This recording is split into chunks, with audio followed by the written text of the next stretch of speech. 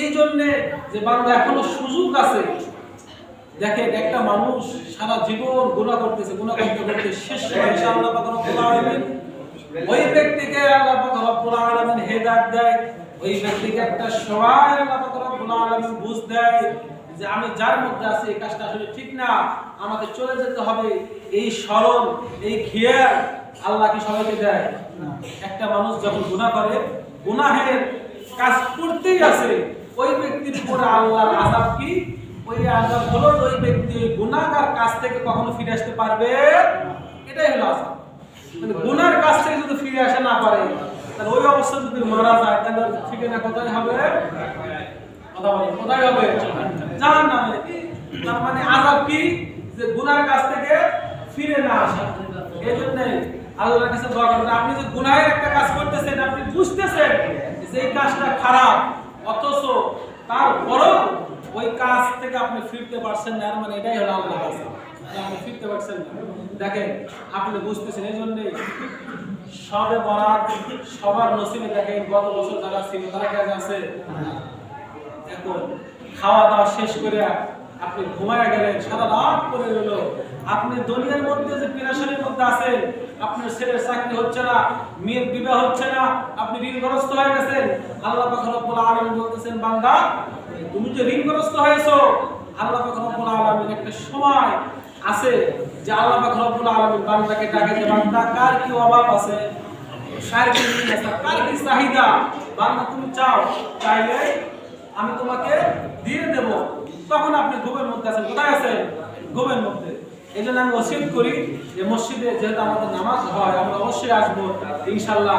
খানা পিনা আমি বাধা দিচ্ছি না, তবে এমন খাবার খাবেন না যতটুকু খাবার খেলে অলসতা আপনাকে ঘিরে ফেলে। ভাই একটা সময় আসবে ইবাদত করার সুযোগ, মন চাইবে ইবাদত করতে, তখন আপনার ইবাদত করার সুযোগ থাকবে না, আপনার শক্তি থাকবে না।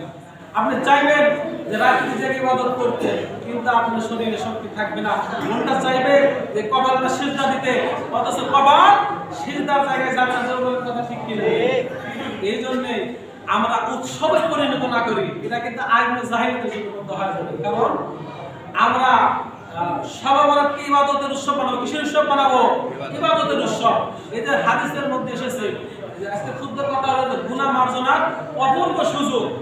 আমরা বেশি বেশি দান খয়রাত করতে পারি, গরিব মিসকিনদের খাবার দিতে পারি এবং নিজে ইবাদত করে আল্লাহ পাক রব্বুল আলামিন বলেছেন, ইয়া আইয়ুহাল্লাযীনা আমানু কু আনফুসাকুম।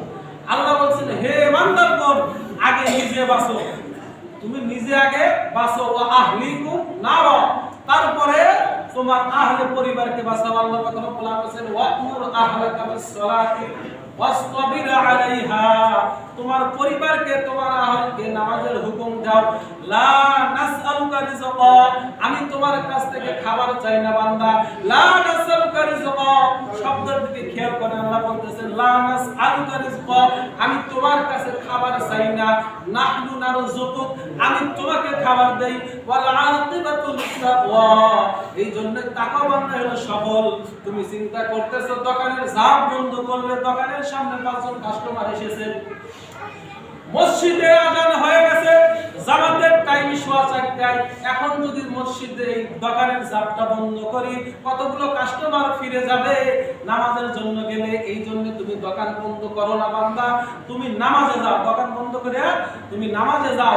নাহনু নারযুকুক, আমি তোমাকে রিজিক দেব। জোরে বলি সুবহানাল্লাহ। রিজিক দেওয়ার মালিক কে?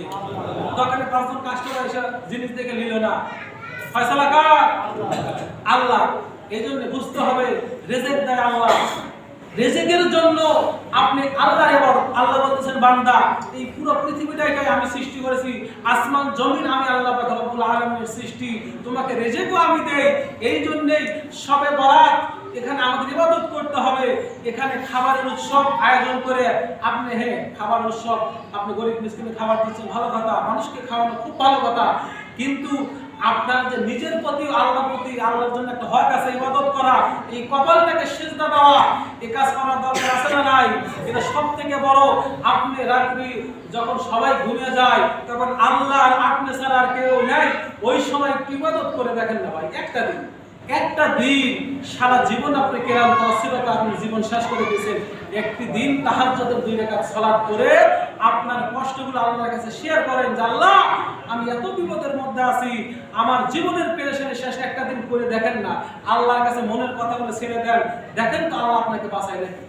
কিন্তু আমি ওইটাই নেই, কারণ সারা দিন আমি আল্লাহ আপনাকে ডাকি, কিন্তু একটা সময় আছে আল্লাহ পাক রব্বুল আলামিন আমাকে আপনাকে ডাকে। শবে বরাতে আল্লাহ পাক রব্বুল আলামিন লাইলাতুল নিসফি মিন শাবান, যেটাকে শবে বরাত লাইলাতুল বরাত বলি আমরা, এই রাতে আল্লাহ পাক রব্বুল আলামিন শেষ আসমান আসার পরে আল্লাহ পাক রব্বুল আলামিন মুশরিক যারা শিরক করে আল্লাহর সাথে এবং হিংসুক অহংকারী ব্যক্তি ছাড়া আল্লাহ পাক রব্বুল আলামিন সবাইকে মাফ করে দেন। এই রাতের এত ফজিলত, তাহলে এই রাত্রে ইবাদত করার দরকার আছে না নাই? আপনি তো রাত্রে জাগান, কত দিন ফুটবল খেলার জন্য, গান দেখার জন্য, নিজের কর্মব্যস্ততার জন্য কত রাত আমরা জেগেছি, অনুষ্ঠান বাড়িতে অনুষ্ঠান হবে, সারা রাত ঘুম নাই, চলে বলেন কথা ঠিক কিনা? কিন্তু ভাই একদিন চলে যেতে হবে, এই জন্য খুতবার কথা ছিল যে গুনাহ মার্জনা অপূর্ব সুযোগ। আল্লাহ পাক রব্বুল আলামিন বলেছেন বান্দা তুমি রিজিকের তালাশ করো না, তুমি আমাকে তালাশ করো, আমার হুকুম মানো। আমি আল্লাহ পাক রব্বুল আলামিন রিজিকের দায়িত্ব আমি নিয়েছি। আল হাইয়ুল কাইয়ুম, আমি চিরঞ্জীব, লা তাখুযুহু সিনাতুন ওয়ালা নাওম, আমার কোনো নিদ্রা নাই, তন্দ্রা নাই। বান্দা আমি খাইও না, কিন্তু বান্দাকে আমি আল্লাহ খাওয়াই। আমি খালেক, আমি বান্দাকে সৃষ্টি করেছি, রিজিকের দায়িত্ব আমি নিয়েছি। বান্দা তুমি যখন তোমার রিজিকের টেনশন পেরেশানির মধ্যে পড়ে যাও, তোমাকে রিজিকই তো আমি, তুমি দোকানের ঝাপ বন্ধ করো না যে তোমার কাস্টমার চলে যাবে, কিন্তু বান্দা